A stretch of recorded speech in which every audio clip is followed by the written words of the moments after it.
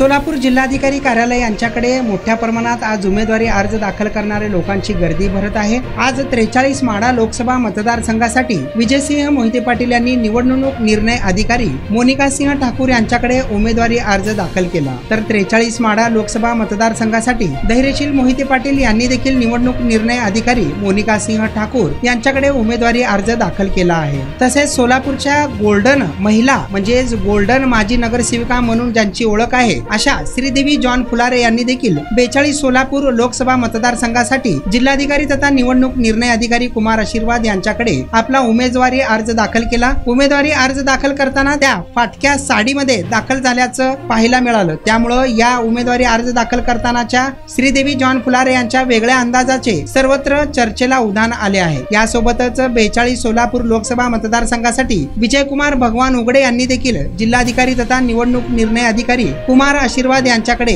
उमेदवारी अर्ज दाखल केला आहे।